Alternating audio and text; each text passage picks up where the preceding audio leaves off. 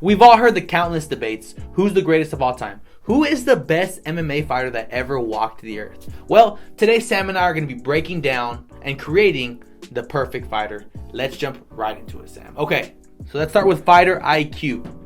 You know, since your brain is constantly expanding and that forehead is growing every day, who would you choose for your fighter IQ if you were building a fighter? Your belly's expanding too. All right, so don't be hating on me. The fighter IQ that I would choose is John Jones. John Jones. Now the reason why is this: he is a freaking rat outside the UFC, but in the cage, don't underestimate him, man. He's pretty intelligent in the cage. I mean, he trains like your weakness and he exposes it. Sometimes illegally, but he exposes it and the fighters go down. I just feel like John Jones is going to end up hitting a girl in the parking lot. When he's pulling into the arena to get the fight for that day, he might run into somebody. He might do some coke. Okay. All jokes aside, John Jones, he's a GOAT. You know, I can see that. I can respect that. I'm gonna have to go with a different option. I'm gonna have to go with the Canadian. And you guys all know who I'm talking about. I'm talking about GSP. Give me GSP's fighter IQ. You know what? Because GSP knows what it's like to lose, right? Oh, for sure. So I think that builds some character, builds some mental strength in there that John Jones hasn't necessarily felt because he's undefeated. You know, obviously he lost to drugs a couple times to police, but when it comes to inside the octagon, he's undefeated. So I'm taking GSP for that reason. That's not bad. I mean, he's my GOAT, so I understand that. I'm not mad at you for that. Okay. But I just choose because, you know, he knows how to perfectly do the eye pokes, you know. Very technical, very technical with those thingies. Okay, so let's move to striking. Whose striking would you want? Jama. All right.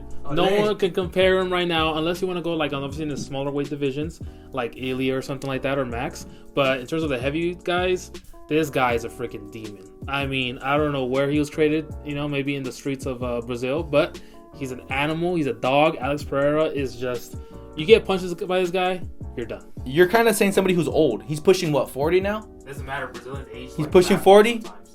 I don't know. My guy's better. For my list of striking, I'm picking Chama. Bro, he's a dog. Okay. He's a dog. I don't know. That is a little flashback. Oh, yeah. Bro, no, nevertheless, okay? Chama's a dog. I think when he lost to Ank, we were like, whoa, he's old. Everything started to look weird. After he dominated him, hunted him down like a Brazilian freaking hunter, I was like, this is kind of fire. He's back. Yeah. But yeah, if I'm picking the striking, bro, I want that hand freaking made from rocks. And just those kicks, bro. You name it. Chama is that guy when it comes to striking. Legend. Whose cardio would you like to have for your fighter you're creating? How about Jacuzzi? All right, Marab. This guy is a legend. The heart is ridiculous. I don't know what he does every day to where he never gets tired. He does 5 rounds of sparring before he fights. Who does that? Yeah. You can't name me one guy that does that. They'll get tired and they'll be dead. Wow. Okay, I mean, Rob obviously has a dog cardio. He's really great. I really haven't seen him look tired at any of his fights other than the Pirion fight. Okay. He's trying too hard. And the reason I say that is because the cardio I'm choosing, inspired by this very fight, is not going to be Marab, but the guy who beat him, Pirion.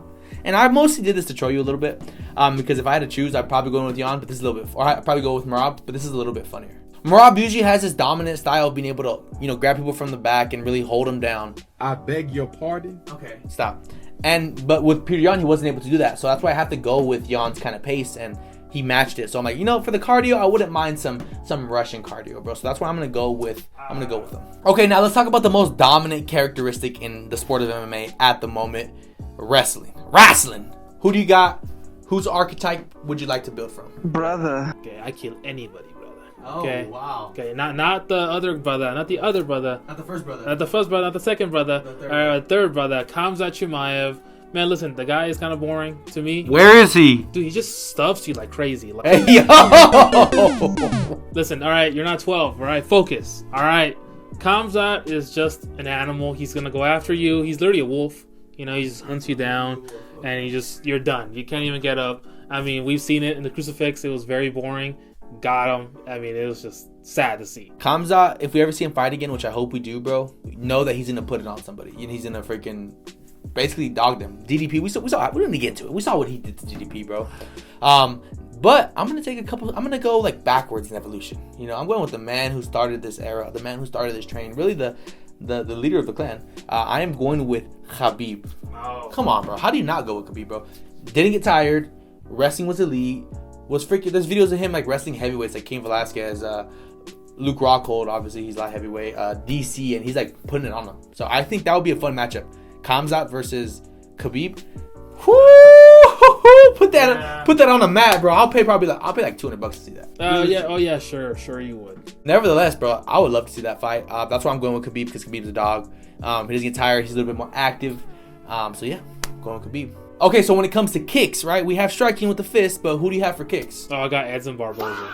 This man is a Muay Thai killer. All right, his leg kicks were just generational. We haven't really seen a crazy KO with a leg kick since like Rufy, you know? Yeah. But that happens like once in a while. This guy will do it like every fight, it feels like. When it comes to leg kicks, I'm going with my boy I chose earlier. He has the fist, but he also can kick. He also breaks a couple people's arms and legs with those freaking Brazilian freaking trees he has. And I'm going with Chama. His leg kicks are dangerous. Yep. He does that to like slow you down, and then that's when he like paralyzes his prey just to freaking move in it. Yes. No, I agree. Tactical.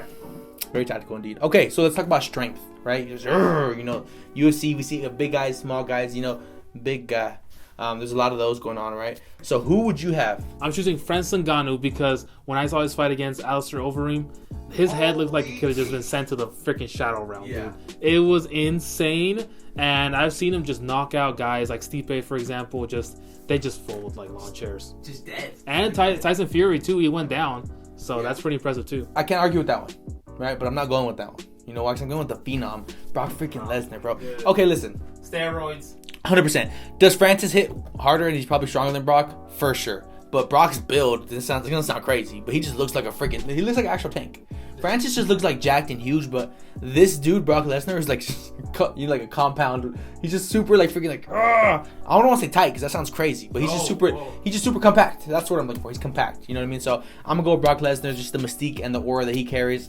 I need your strength, brother. Come on, get on my team. They lose to Undertaker. Nah, come on. He beat Undertaker too. I don't remember that. Let's talk about personality, right? You know, we've seen a lot of fighters on the mic, people who are exciting, boring, you know, many types of people we've seen come to the UFC. If you have the wrestling, the striking, that fight IQ, right? All these characteristics for a fighter, you need to be good on the mic, or you have to be something on the mic. So who would you choose? What personality would you pick from? So I'm gonna go with Islam Brada Makhachev, okay? He's just funny. Like, he's legitimately like just hilarious. He just doesn't even try it. So he just says something and he's just funny already. Yeah. And like on the mic, you know, he's just very stoic, very calm, but it feels like what he says carries a lot of weight. I think it's funny too because like one of the things that we don't talk about is like the panel shots to him. You know what I mean? Like on the camera, like people will look at him and he'll make these weird faces.